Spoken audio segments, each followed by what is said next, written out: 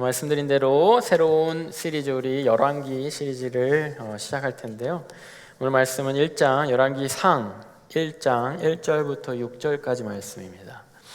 열왕기상 1절부터 6절까지의 말씀인데, 오늘부터 열왕기 시리즈만큼은 세번역 성경, 그 세번역이라는 버전으로 우리가 보고자 합니다. 그래서 여러분들 갖고 있는 성경책 상관없고요. 만약에 이렇게 봉독할 때만, 이렇게 함께 읽을 때만 자막이 세번역으로 준비됐을 텐데, 세번역으로 하는 이유는 여러분 좀 더 이해가 쉽고 또 내용을 파악하기 좋아서, 또 열왕기 내용이 생소한 부분이 많아서 그렇게 정했으니까요. 함께 보도록 하겠습니다. 1장 1절입니다. 제가 먼저 읽고 여러분들 2절 읽고 6절은 다 같이 읽도록 하겠습니다. 다윗이 나이 많아 늙으나 이불을 덮어도 따뜻하지 않았다. 신하들이 왕에게 말하였다. 저희가 임금께 젊은 처녀를 한 사람 데려다가 임금님 곁에서 시중을 들게 하겠습니다. 처녀를 시중 드는 사람으로 삼아 품에 안고 주무시면 몸이 따뜻해질 것입니다. 신하들은 이스라엘 온 나라 안에서 젊고 아름다운 처녀를 찾다가 수넴 처녀 아비삭을 발견하고 그 처녀를 왕에게로 데리고 왔다. 대단히 아름다웠다. 처녀가 왕의 시중을 드는 사람이 되어서 왕을 섬기겠지. 왕은 처녀와 관계를 하지는 않았다. 그때 다윗과 학기 사이에서 태어난 아들 아도니아는 자기가 왕이 될 것이라고 하면서 후계자들처럼 행세하고 다녔다. 자신이 타고 다니는 병거를 마련하고 기병과 호위병 50명을 데리고 다녔다. 그의 아버지 다윗은 아도니아를 꾸짖지도 않고 어찌 그런 일을 하느냐고 한 번도 묻지도 않았다. 그는 압살롬 다음으로 태어난 아들로서 용모가 뛰어났다. 아멘. 여러분들, 이 열왕기는 어떻게 시작하냐면 오늘 본 본문으로 시작합니다. 상황적으로 다윗이 이스라엘 왕이었다가 다윗이 많이 나이가 들고, 나이가 든 것에 대해서 오늘 본문은 이렇게 표현하고 있어요. 1절에 다윗 왕이 나이가 많아 늙으니 이불을 덮어도 따뜻하지 않았다. 나이가 너무 많이 들어서 이불을 덮어도 따뜻하지 않았대요. 여러분들 이 느낌을 압니까? 약간 몸이 이렇게 젊을 때는, 근데 사실 저는 좀 반대인 것 같은데, 몸이 약할 때 좀 그런 것 같아요. 저는 더 어렸을 때 추위를 더 타고 몸에 열이 좀 없고, 나이가 들면서 더 몸에 열이 많아지는 것 같은데, 더위를 점점 타지는 것 같은데, 몸이 약할 때 제가 그 코비드 한번 걸렸거든요. 코비드 걸렸을 때 그때 처음으로 이런 두 가지를 경험했는데, 이런 두통과 이런 추위가 있나? 약간 이런 걸 경험했어요. 저는 뭐 기침을 하거나 이런 건 없었는데 이렇게 몸이 막 너무 추운 거예요. 그래서 전 백신 맞을 때도 전혀 뭐 아무런 그게 없었거든요. 백신이 뭐 이렇게 가짜였나 무리였나 뭐 이런 생각이 들 정도로 아무런 증상이 없었는데, 한번 걸리니까 막 진짜 몸이 추운 거예요. 그러니까 이불을 덮어도, 그러니까 이불이 덮어서 공기는 따뜻한데 몸이 이렇게 막 추운 거예요. 그러니까 나이가 들면 이제 그런다고 합니다. 저도 여러분과 비슷한 또래 아닙니까? 뭐 나이가 들면 뭐 이불을 덮건 두꺼운 옷을 입건 뼈가 시린다고 막 표현하시죠. 어른들이 뼈가 시린다. 그게 이제 속이 막 체온이 올라가지 않는, 이렇게 뭐 이렇게 메타가 이렇게 몸에 이렇게 이렇게 열과 기관들이 활성화되지 않아서 기능이 뭐 저하되어서 그 추운 거예요. 그러한 다윗의 상태로 이 열왕기가 시작됩니다. 다윗이 누굽니까? 여러분들 다윗에 대해서 조금 아세요? 다윗이 이끌었던 다윗의 왕국은 사실 이상적인 왕국으로 기억하고 있습니다. 이스라엘 백성이나 성경을 조금 아는, 그죠? 믿는 우리들도 다윗 왕국, 다윗과 골리앗 뭐 이런 거 많이 들어봤잖아요. 다윗이 왕이 되었던 그 다윗 왕국의 그 모습은 약간 이상적이에요. 그러한 여러 가지가 다 충족됩니다. 뭐 이렇게 그래프 있잖아요. 우리 여러분들 비디오 게임 하시면 어떤 캐릭터가 막 이렇게 그래프가 있는데 능력치, 힘, 방어력 뭐 이런 것들 있잖아요. 그런 게 막 이렇게 다 일정하게 너무 좋은 거예요. 그러한 존재가 다윗이고, 그러한 다윗이 이끌었던 왕국은 되게 이상적이었던 그런 왕국입니다. 그런 왕국에 이 아도니아가, 다윗이 저물어 가면서 오늘 본문에 등장하는 인물이 아도니아라는 인물이 등장합니다. 그래서 오늘은 이 다윗의 이때 다윗의 모습, 그리고 반면에 다시 등장하는 이 아도니아, 저물어가는 다윗, 등장하는 아도니아, 이 둘을 보면서 우리의 삶과 이것이 어떻게 연관이 있을까, 이것을 좀 보고자 합니다. 다윗은 어떤 왕이었어요? 기억하십니까?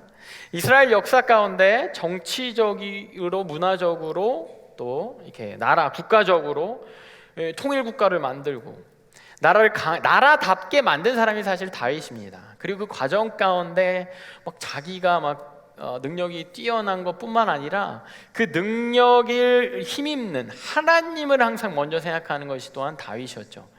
하나님께 의지하고 하나님을 욕되게 했다고 겁없이 담대히 나아가서 다윗을 무찌르고, 뿐만 아니라 적국들을, 이 주변 국가들을 이 이스라엘 백성, 그냥 백성들에게, 그냥 사람들, 부족 국가였는데, 부족 국가가 아니었죠. 부족 모임이었는데 그것을 제대로 국가가 되게 하기 위해 이렇게 전쟁, 적들을 침입하고 이렇게 멸망하게 하려고 그런 적들을 다 물리치는 그러한 힘, 그러한 정치, 이런 정치적으로 외교도 잘하고 주변 국가들한테 이렇게 칭송도 받고, 이런 정치면 정치.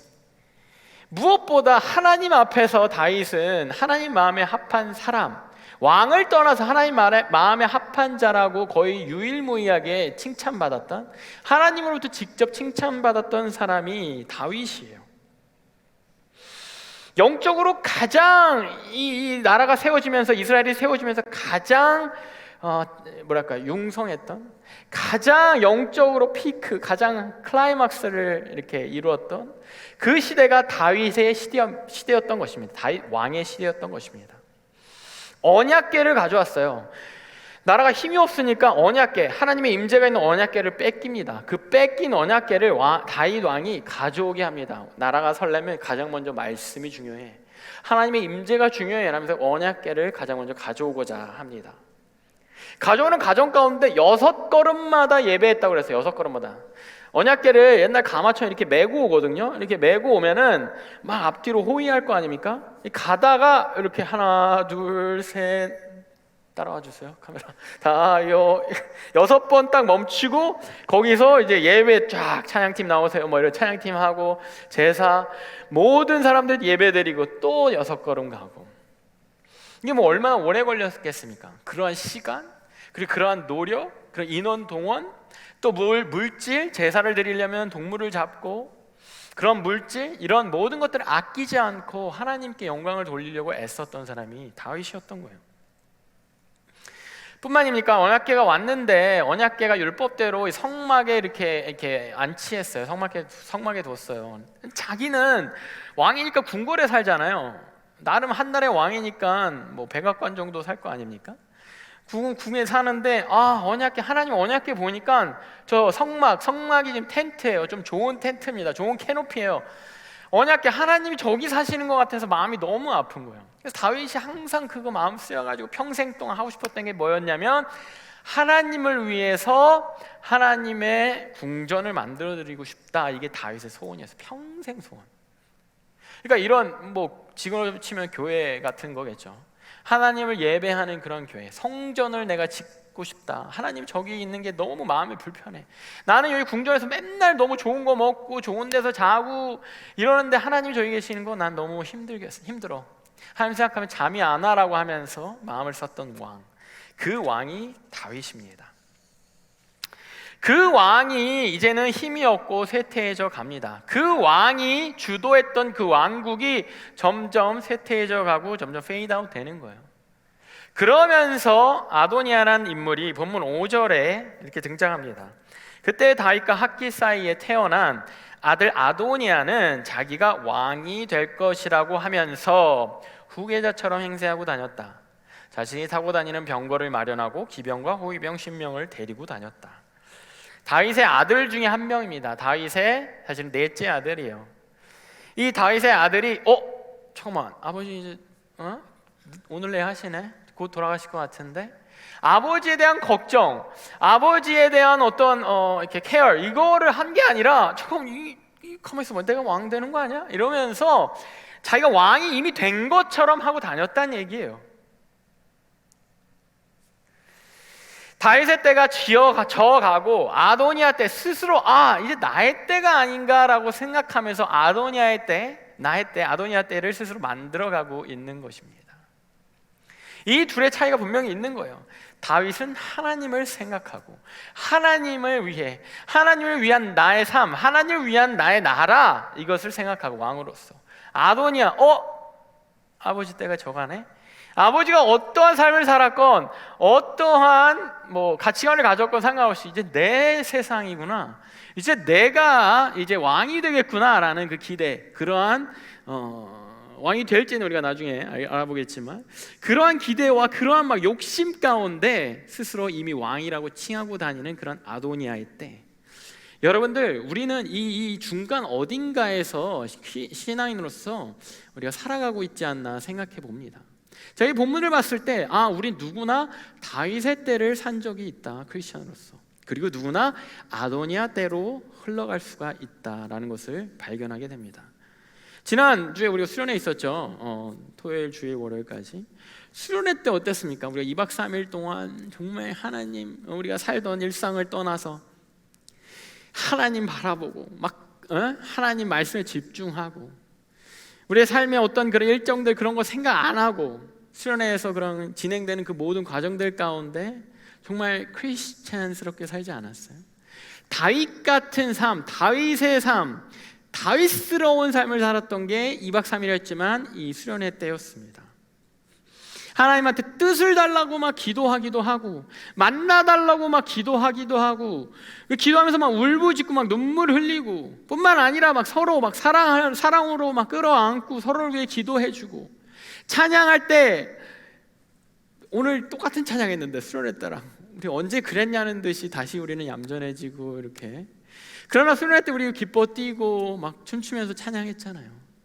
다윗처럼 막 그렇게 막 뛰면서 막 주위 신경 안 쓰고 하나님한테 찬양하는 그것만 집중하면서 2박 3일 다윗의 때를 우리가 산 거예요. 마치 이 다윗이 왕이었던 이스라엘이 우리는 하나님의 백성이구나 라는 걸 생각하면서, 우리는 언약궤를 모시고 살아야 되는구나 라를 생각하면서, 우리는 6발자국마다 예배하듯이 삶 가운데 항상 예배해야 되는구나, 나만 잘 먹고 잘 사는 게 아니라 하나님의 궤를 정말 하나님이라 생각하면서 하나님의 나라, 하나님의 궁, 하나님의 나라를, 하나님의 성전을 생각하면서 살아야 되는구나 라는 것을 백성들이 깨닫고 생각하고 살았던 것처럼 우리도 그 다윗의 때를 수양의 동안 살았던지도 모르겠습니다.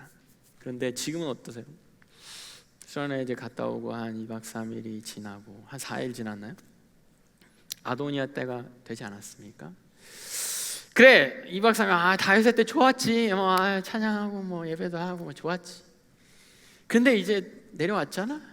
이제 2박 3일이 끝났잖아. 수련회 끝났잖아. 이제 계약하잖아. 그죠? 여러분들 이제 막 계약하고 정신없죠. 알세나 계약했죠. 유씨들 계약 앞두고 있죠. 그다음 우리 PCC나 KRC 다 이미 다니고 있죠. 직장인들 바로 출근하죠. 이제 나의 삶을 살아야지. 이제 내가 내 삶 살아야지. 여러분들, 우리의 삶이 다윗의 때를 떠나 너무나도 쉽게 아도니아의 때가 되는 그러한 모습의 반복, 이것을 보면서 우리는 왜 아도니아의 때를 아도니아스럽게, 우리는 다윗의 때를 좀 더 살 수 없나? 왜 우리 이렇게 너무나 쉽게 이렇게 다윗의 때를 지나가 버리고 마는가를 좀 보고자 합니다. 그 세 가지를 우리가 볼 텐데요. 첫 번째, 우리 본문 6절을 한번 다시 읽으면서 첫 번째를 찾아보도록 하겠습니다.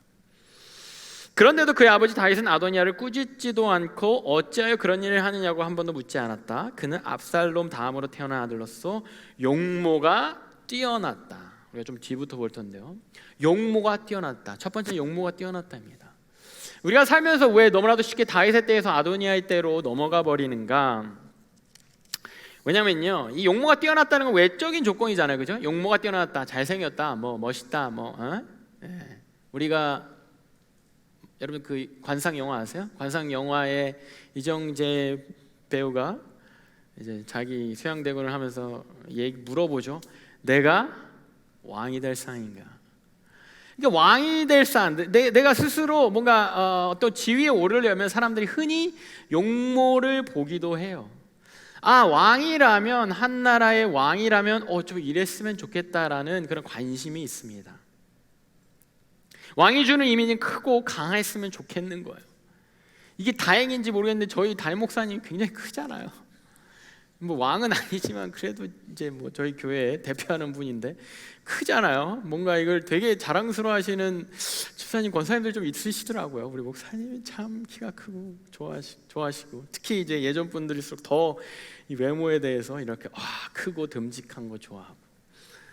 여러분들 그렇잖아요. 우리 청년들도 연예인을 좋아할 때나 아니면 이렇게 뭔가 교제를 하고 싶어 할 때, 이성을 볼 때 외적인 부분을 우리가 집중하게 되지 않습니까?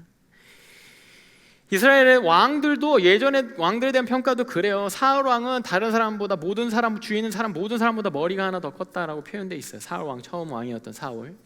그러니까 큰 사람이니까 사람들이 거기에 대해서 환호합니다. 왕스럽다. 그러니까 좀 크고 이렇게 외적으로 위압감을, 외적으로 어떤 뛰어남을 좀 갖게 되기를 관심을 갖는 거예요. 그래서 왕관을 쓰기도 하고 모든 나라의 왕관이 막 크고 높죠. 그 다음에 옷들을 화려하게 입는 겁니다. 심지어 하나님의 선지자 사무엘도 그러한 어떤 착각에 빠졌던 것 같습니다. 사무엘상 16장 7절에 보면요, 사무엘이 이제 다윗 왕을 이렇게 왕으로서 기름 부으러 갔는데 사무엘 마음 가운데 좀 왕스럽게 생긴 친구가 다윗이 아닌데라는 마음이 있었나 봅니다. 그러니까 하나님이 이렇게 말하세요. 그러나 주님께서 사무엘에게 이르셨다. 너는 그의 준수한 겉모습과 큰 키만을 보아서는 안 된다. 그는 내가 세운 사람이 아니다. 나는 사람이 판단하는 것처럼 그렇게 판단하지 않는다. 사람은 겉모습만 따라 판단하지만 나는 나 주는 뭘 본다? 중심을 본다. 사무엘이 다윗 형제들 가운데 좀 이 친구가 왕이 될 관상이네 이러면서 막 기름 부으려고 그랬어요. 아니 하나님 말리시는 거야. 다윗 조금 그래도 형들보다는 조금 외모적으로 덜 뛰어나 보여도 그 다윗 내가 선택한 사람이야. 그리고 다윗의 가장 중요한 건 뭐라 그랬어요? 중심. 하나님이 보시는 그 기준은 겉모습이 아니라는 것이죠. 중심을 보고 선택하신다라는 것이죠. 우리의 중심이 하나님으로부터 멀어질 때 우리 삶의 아도니아가 시작되는 거예요. 나의 삶 가운데 나의 생각이 겉으로 보여지는 것에 대한 가치를 추구할 때 우리는 다윗의 때를 정리하고 아도니아 때로 넘어가는 것입니다. 여러분들 추구하는 가치가 뭡니까? 요즘 추구하는 가치가 뭐예요? 다시 일상으로 돌아와서 지난 일주일 동안 여러분들이 급하게 쫓았던 것들이 뭐예요? 내가 빨리 해야 돼 라는 것들. 수련회 때 여러분들 굉장히 편안하게 입었잖아요. 외적인 가치를 추구하지 않지 않았습니까? 이렇게 가장 미니멀한 화장과 형제들은 추리닝을 갈아입지 않고 그러한 어떤 하나님만 바라보니까 외적인 가치가 별로 이렇게 중요하지 않은 거예요. 수련회 티셔츠 그거 입고 운동하고 안 빨고 계속 막 찬양하고 외적인 가치 별로 중요하지 않습니다. 그런데 우리 외적인 가치 내려오니까 일상으로 돌아오니까 외적인 가치를 다시 중요하게 되잖아요. 저희가 선교 갔다 왔잖아요. 제가 선교팀이 선교지와 여기에 가장 큰 변화가 뭔지 아세요? 다른 모습, 깨끗한 모습. 저도 그렇고 우리 팀원들이 제가 주일에 이렇게 차려입고 나온 거 보고 전사님 이런 옷이 있으셨군요. 이렇게 우리의 가치가 다시 일상으로 돌아오면서 이런 외적인 것을 자꾸 추구하게 돼요. 어떤 미에 대한 것뿐이겠습니까? 외적인 것을 더 가꾸는 그러한 이 삶의 가치. 물질, 내 삶 가운데 내가 이것을 위해 이 물질을 더 모아야겠다, 벌어야겠다, 그것이 우리 삶의 가치인가요? 이것도 외적인 겁니다.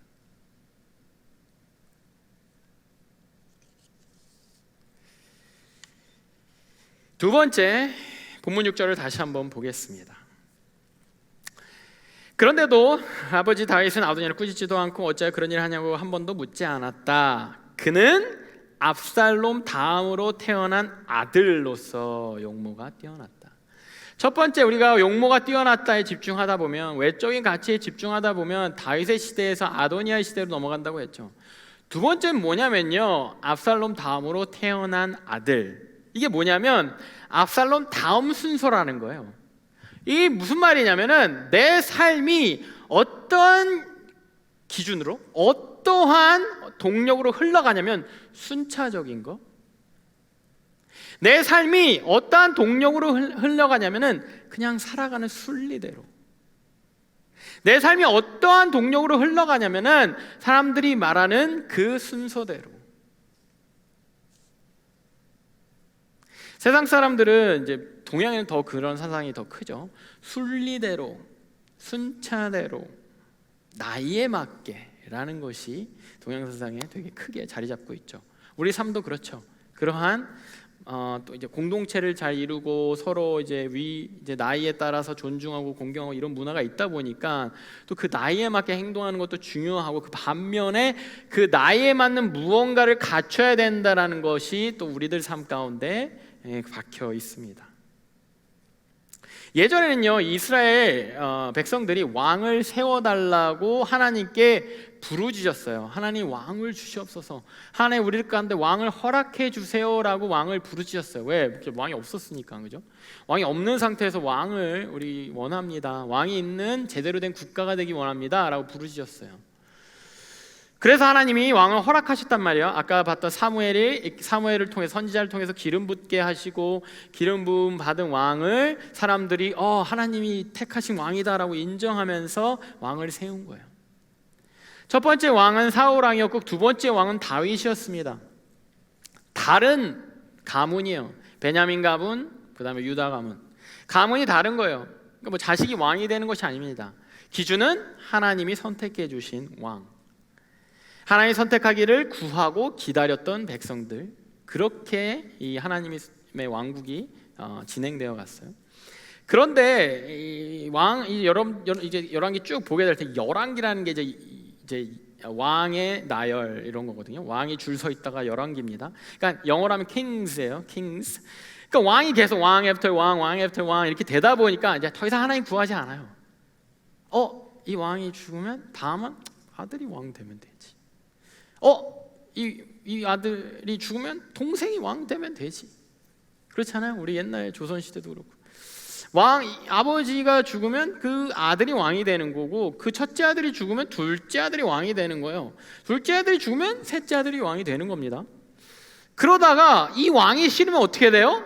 내가 반란 일으켜서 왕이 되는 거예요. 그 어디에도 하나님의 그것을 구하지 않습니다. 하나님의 뜻을 구하지 않아요. 그런데 원래 하나님이 세우신 왕의 의미는 그것이 아니에요. 사무엘상 9장 15절에서 16절.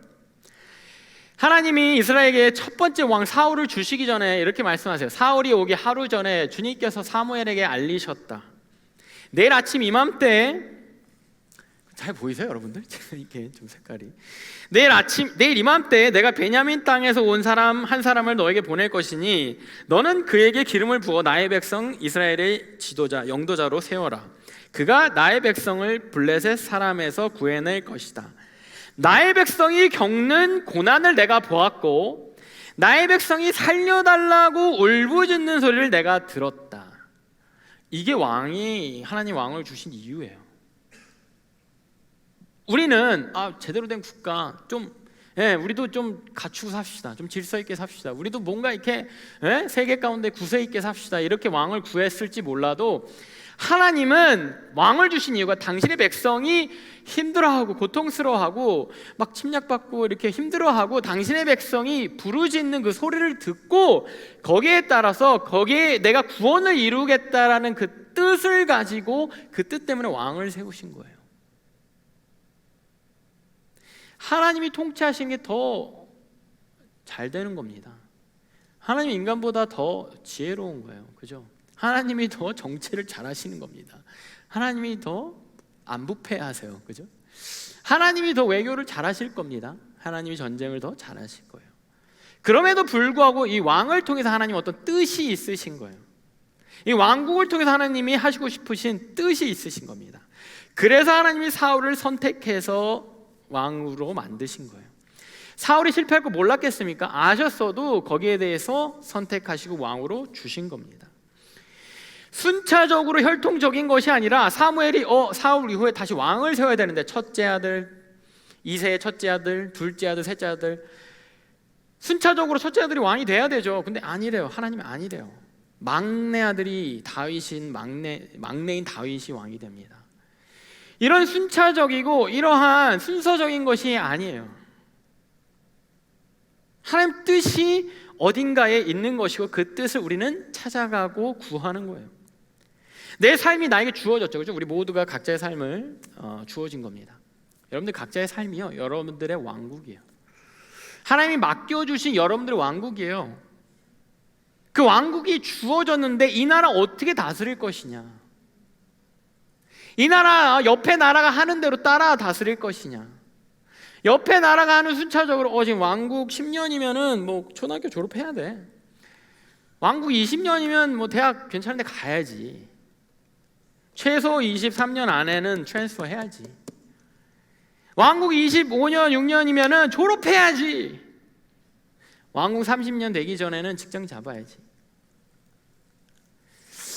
그 즈음에 결혼해야지, 그리고 돈 모아야지. 옆에 왕국들이 지금 하고 있는 거 그 따라가는 거에 그래도 급급하지 않습니까? 그 순차, 그 순리를 따라가기 급급하지 않아요? 뭐 내가 그렇게 따라가지 않으려고 해도 그런 프레셔가 있잖아요. 추석이네, 또 어제 추석인가 봐요. 추석이면 혹시나 한국 통화했나요? 그래도 여러분들 한국에 안 있어서 다행인 것 같아요. 한국에 있는 사람들 더 프레셔 받는다고 그러더라고요. 친척들 모이면 학교 얘기, 결혼 얘기, 직장 얘기, 뭐 이렇게 해야지, 내년엔 꼭 이렇게 돼야지, 그지? 이러면서 마치 이렇게 격려하시는 듯하지만 프레셔를 이렇게 얹어주시잖아요. 그 순차, 그 순리대로 우리는 살아가기에 급급한 거예요. 그러다 보면 다윗 왕의 왕국을 뒤로하고 아도니아의 왕국을 우리가 맞이하게 되는 겁니다. 그동안 하나님만 찾고, 내가 그동안 그래도 제법 하나님 열심히 찾고 내가 신앙생활 열심히 했어, 교회생활 열심히 했어, 나름 뭐 예수님 너무 막 광신도라고 막 소리도 듣고 막 예수쟁이라고 뭐 친구들 사이에서 내가 전도한다고 조금 오바했지, 뭐 나올 게 있다고 맨날 교회 가서 살고 봉사하고 뭐 쫓아다니고 뭐 성경책 읽는다고, 이제는 내 삶 살 때지. 그때는 이제 지나가고 이제는 내 삶을 살고 이제는 순리대로 순차적으로 살아갈 때지. 그렇게 아도니아 때를 맞이하게 되는 겁니다. 세 번째, 다시 6절을 볼게요.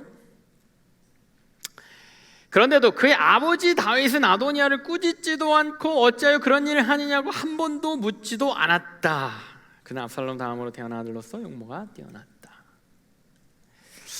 아도니아는요, 아버지 다윗으로부터 넷째 아들이라서 그런지 한 번도 꾸짖음 받거나 한 번도 어떻게 너 그래? 너 왜 그랬어? 라는 말을 한 번도 듣지 않았대요. 개역개정, 우리 원래 보던 개역개정을 보면은 더 정확하게 나와 있는데, 아버지가 한 번도 그를 섭섭하게 한 일이 없었다라고 표현되어 있어요. 아버지가 섭섭하게 하지 않았대요. 섭섭하게라는 말은 히브리어로 예체브, 육적인 고통, 정신적인 고통, 몸을 아프게 하는 거라는 의미를 담고 있는 언어라고 합니다. 이 말은 다윗이 한 번도 자식에게 이거 싫은 말을 안 한 거예요. 가끔 이제 우리가 부모님에 대해서 이렇게 제가 인터뷰를 따거나 하여튼 그런 일이 있거든요.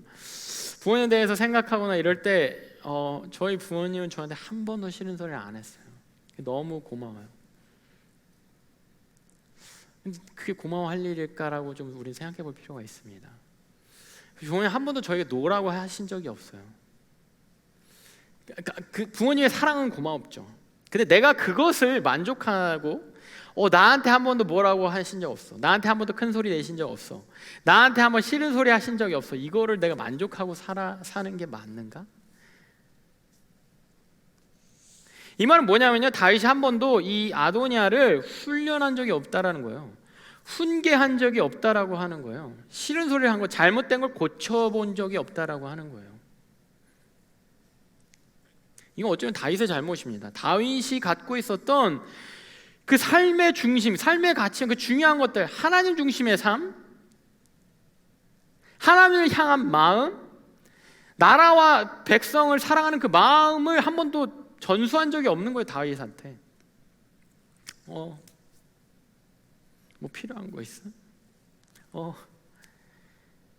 어쩌면 다윗의 이제 그 아들에 대한 그 상황을 보면은 이해가 갈 수도 있습니다. 첫째 아들이 아주 나쁜 짓을 해서 죽어요. 누구한테 죽냐면 셋째 아들한테 죽습니다. 셋째 아들이 첫째 형을 죽이고, 물론 이제 배다른 형제입니다. 첫째 아들 죽이고 도망가다가 도망가니까 지치는데, 그래서 내가 그냥 반역하고 내가 왕이 돼야 되겠어. 아버지를 공격합니다. 그러다가 뭐 다윗이 직접 죽이지는 않지만 다윗의 군대가 결국 죽입니다. 셋째 아들 이렇게 죽어. 둘째 아들에 대한 기록이 거의 없어요. 뭐 어렸을 때 죽었다는 그런 설이 유력합니다. 그러니까 처음 세 아들이 그렇게 그냥 아깝게 정말 아프게 다 죽은 겁니다. 아프게 떠난 거예요. 그러고 넷째 아들 아도니아인 거예요. 그러니까 더 귀하잖아요. 더 이쁘잖아요. 여러분, 그렇게 아끼고 귀하고 이쁜 그런 아들, 그런 존재일수록 이뻐하는 것보다 훈련하는 게 더 힘들어요. 이뻐하는 건 자연스럽게 나옵니다. 너무 막 이렇게. 저희 강아지가 있잖아요. 저희 강아지가 있는데 저희 강아지의 주인이 저희 와이프와 저잖아요. 근데 이제 저희 와이프와 저는 굉장히 다른 방법으로 이 강아지를 대합니다. 이 강아지 중에 저희 와이프가 뭐래도 이쁘대. 심지어 제가 약간 흠칫 놀란 게 똥을 싸도 예쁘대. 그래서 깜짝 놀랐어요. 너무한 거 아니야? 근데 저는 이 강아지를 정말 개답게 키웁니다. 어디 감히 인간이 먹는 음식을 탐해? 이러면서 어디 감히 인간한테 달려들어? 막 이렇게 하면서. 이쁘죠, 귀엽죠. 그런데 그렇게 선을 긋기가 사실 더 힘든 거예요. 제가 이걸 더 왜 느끼냐면 청년들한테, 옛날에 그 유스 할 때도 그 아이들한테 느낀 그 감정이 그거예요. 두 가지 이유 때문에 훈련하고 잘못된 걸 지적하기가 더 힘든데, 첫 번째, 너무 이쁘면 그걸 하기가 너무 힘들어요. 너무 귀하고 이쁘면 얘네가, 그리고 제가 누누이 말하잖아요. 여러분들이 저보다 낫다고, 여러분들이 저보다 착하다고, 정말 저보다 순진하다고.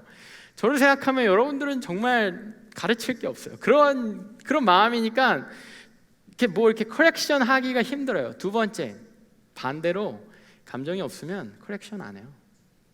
그렇게 오케이. 굳이 내가 너를 아프게 할 필요가 뭐가 있어? 굳이 내가 너한테 싫은 얘기를 해서 너를 이렇게 힘들게 할 필요가 뭐가 있어? 그래서 다윗이 그 둘 사이 어떤 마음인지 모르겠는데 아프게 안 했다고 한 거예요. 한 번도 아도니아를 아프게 한 적이 없어요. 평생 살면서. 아도니아를 너무 사랑했건, 너무 막 귀해서 그랬건, 아니면 어느 정도 거리가 있어서 그냥 그래 너 하고 싶은데 하라고 하고 살아 라고 했건, 그러한 일이 없었던 거예요. 아도니아의 입장에서는 그것을 오히려 왕인, 나의 아버지 왕이 나한테 한 번도 그런 적 없어. 그러니까 내가 이제 왕이 되어도 마찬가지겠지라는 것에 맥락을 갖게 되는 겁니다. 여러분들, 우리가 이러한 훈련과 훈육과 훈계와 거절감을 피하기 시작하면요, 내가 성장할 수가 없어요. 나를 교만하게 만듭니다. 나 중심적으로 만들어요. 저와 여러분들은 다 같은 우리 밀레니얼 아니에요? 같은 세대인데 우리 밀레니얼들은 이 거절감, 이 노라는 거에 굉장히 취약하대요. 굉장히 그 받는 그 충격이 훨씬 크대요.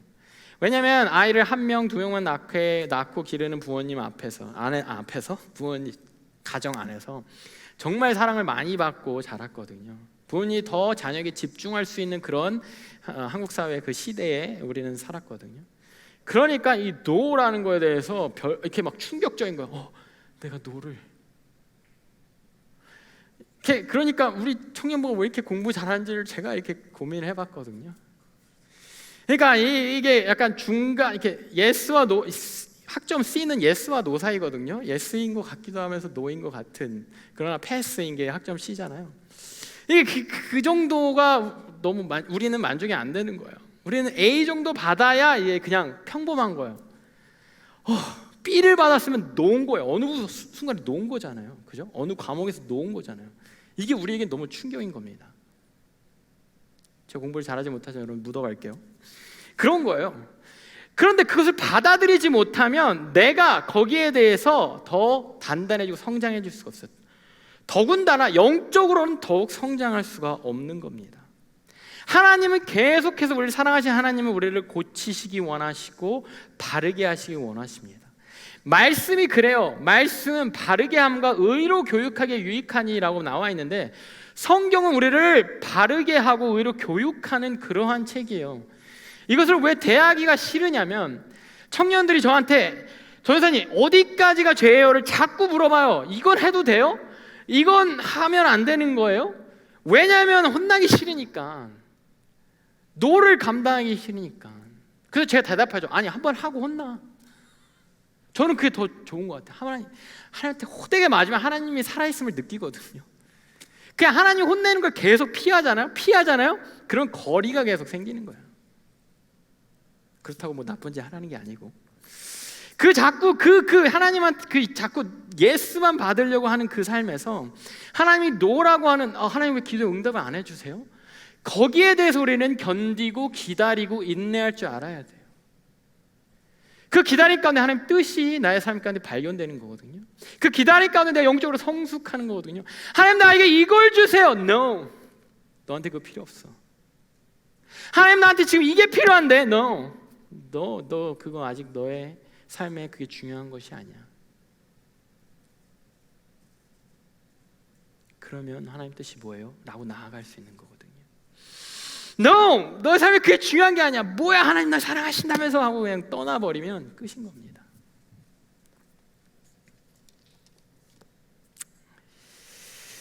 하나님 주신 도전, 하나님 주신 훈련, 하나님 주신 연단, 그것을 받고 견뎌보지 못하면 우리는 하나님의 그 꾸짖으심에 귀를 기울이지 못하게 돼요. 귀를 기울이지 못하면 자꾸 피하게 됩니다. 하나님과 나의 거리는 좁혀지지 않고 그냥 거기 계신 하나님, 여기서 사는 나, 이러한 삶을, 동떨어진 삶을 살게 되는 겁니다. 그러니까 다윗 한 번도 꾸짖지 않고 뭐라고 하지 않는 그 귀한 아도니아를 그렇게 키웠는데 다윗이 죽어가잖아요. 아도니아의 생각은 뭡니까? 아버지 죽네? 그럼 다음 나 아니야? 나를 한 번도 뭐라고 하지 않을 정도로 사랑했던 그 아버지의 그 끝을 함께하며 지키며 아버지의 생각, 아버지의 뜻, 아버지 삶의 가치, 그 방향성을 그 옆에서 지켜야죠. 배워야죠. 전수받아야죠.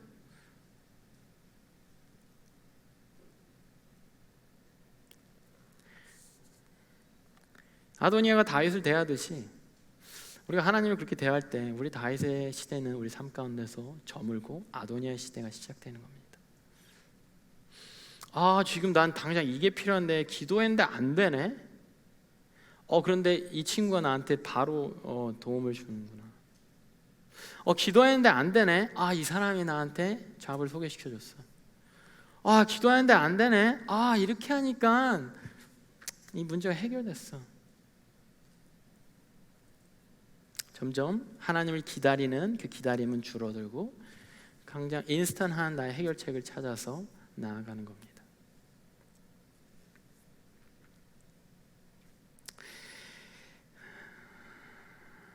여러분들 열왕기 시리즈 내내 왕들의 평가가 이렇게 이루어집니다.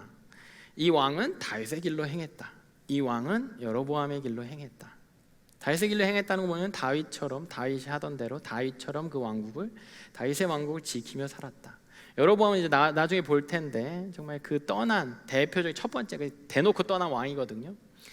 이걸로 보아 아도니아는 왕이 되지 못했죠. 아도니아 이후에 하나님을 따르지 않고 완전 하나님을 떠나버린 자기의 왕국, 자기 마음대로 왕국을 건설하고 왕국을 이렇게 통치했던 그 왕의 길, 그 길, 이 두 길로 나뉘어져서 평가되어집니다. 그리고 그 시작이, 그 과도기가 바로 지금인 거예요. 다윗의 때에서 아도니아의 때로. 하나님 중심으로 왕으로서 하나님 뜻을 이루기 위해 살고 그 하나님의 뜻을 이루기, 하나님 나라가 임하기 위해 나의 왕국을 다스렸던 그 왕이 있는가 하면 외적인 모습, 항상 여호와 왕국의 모습, 그리고 나의 거절감을 견디지 못해 하나님의 그 뜻, 하나님의 훈유, 하나님의 훈련, 하나님의 그 기다리게 하심을 견디지 못하고 살아갔던 그 왕들의 모습, 이 둘로 왕들이 나눠지는 거예요. 그 중간에 다윗의 때와 아도니아의 때가 있는 겁니다. 여러분들 다시 한번 질문합니다. 어떠세요? 지금 다윗의 때를 사시고 계시나요? 아도니아의 때로 벌써 접어드셨나요? 아니 이미 아도니아 때도 지나서 멀리 이미 가버리셨나요? 우린 다시 아도니아 때를 시작하지 말고 다윗의 때에 오래도록 머물러야 합니다. 이스라엘이란 나라를 그냥 의인화라고 하죠. 사람으로 생각하고 한 사람의 인생 가운데 다윗이 저물어가고 다윗이 힘을 잃고 다윗이 죽어가고 아도니아가 막 살아나고 아도니아가 막 컨트롤하려고 할 때 우리는 다시 다윗의 그 끝자락을 붙잡고 다윗을 살려내야 합니다.